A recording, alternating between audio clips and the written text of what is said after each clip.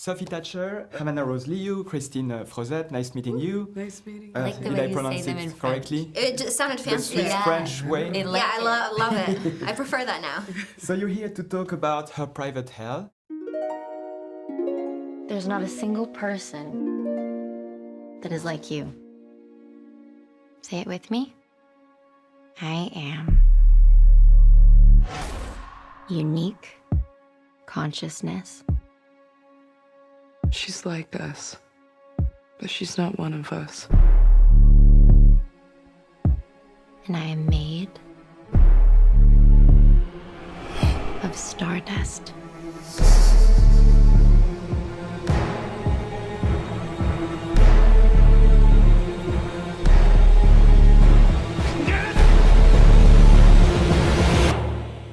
Is it to you a fairy tale, kind of? I mean, yeah, it's a fairy tale. It's open for interpretation. I feel like all of the characters. I mean, I watched it for the first time a couple days ago, and it almost felt like Alice in Wonderland in a sense, going down the rabbit hole. But all of us are Alice in a way and take turns. Is the moment you disappear.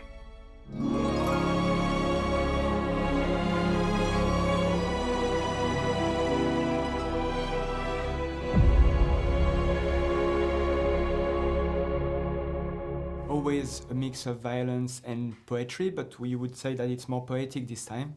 Thanks to the music mainly also. Mr. DiMaggio has made a wonderful work. Yeah. What would you say about it?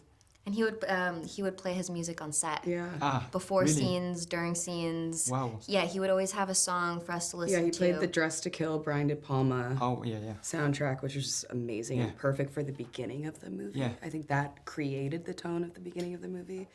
And then he played Don't Look Now soundtrack, which me and him initially bonded over in our first meeting because it's the best soundtrack ever. Yeah.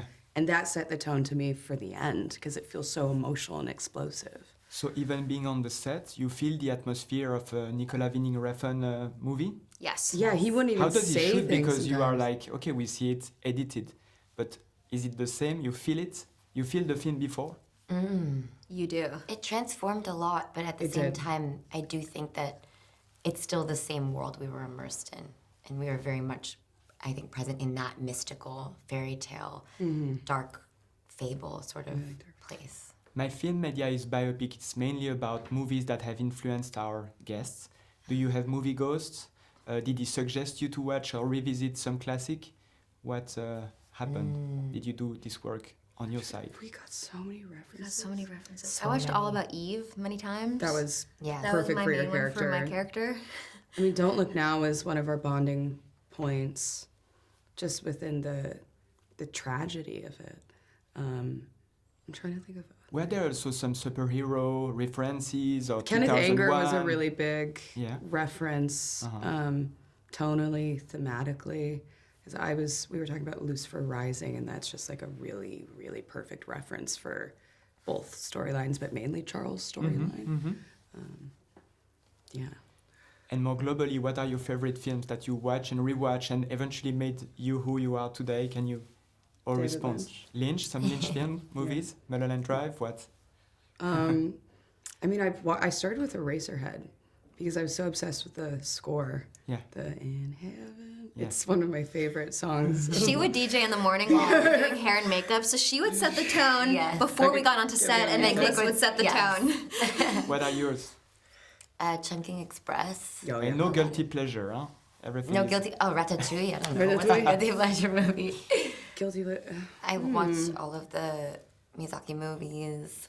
I don't know. My guilty pleasures are like more easy watches. Okay, I love B movies, and me and Nick also bonded over that. Hell Comes to Frogtown. Have you ever seen that?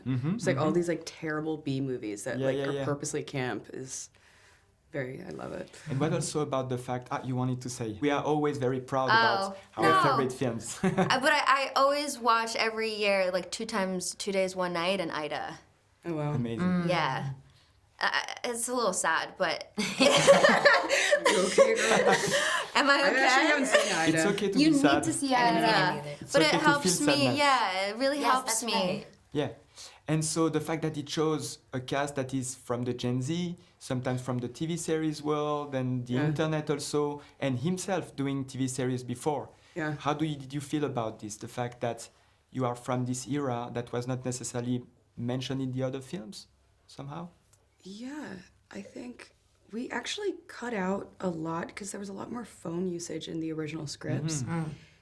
And I think the only time you use a phone, you like mainly this, selfies. but it's the selfie, but it's so minimal. But I think stripping the Gen Z-ness of it all pretty bare to an extent allowed us to interpret as a viewer, I think, and put yourself into this fantasy world rather than grounding it in this like very specific internet reality time. Yeah. It dates everything as soon as you go too into it, unless that's the purpose of the project. But that wasn't really the story we were telling. And the fact that he always transforms his actors as icons in a way. Do you feel looked as icons by Nicolas Winding Refn? How do you feel the way you're being filmed by him? Is it different? It was from flattering. other- It was flattering and made us feel really beautiful. And I keep saying this, but he would turn around the monitor, and it's really hard to look at yourself as an actor. But I would look at myself disconnected from myself, seeing Elle and being like, "She looks beautiful," and I've never had that. And it was like a lot of the time a really wholesome, gratifying feeling.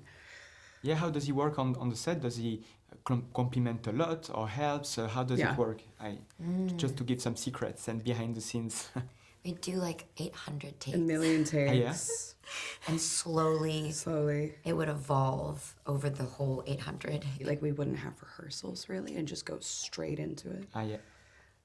So we would really find it. It was all about discovery, I think, each day. And paring it down. Every single thing was about taking something away. Yeah. Until you were so You're stripped bare bare. bones, just almost your subconscious was doing the work. It was very interesting.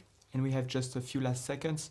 The fact to be in Cannes, do you feel like there is some comparisons between the films from Nicolas Winding Refn and the Cannes Film Festival? Can you relate in between the two atmospheres? Amazing gowns. Amazing gowns. Yeah, it feels like a dream, otherworldly. It doesn't feel real. Yeah, exactly. Unreality. feel And like his I'm films here. don't, yeah. Beautifully fake. Yeah, beautifully fake. Interesting. But this film has so much realness to it, I would say. And so does it here. And so do we. Always in a cycle. Right. Thank you so much. Thank Thank you. Have a good day. Thank you.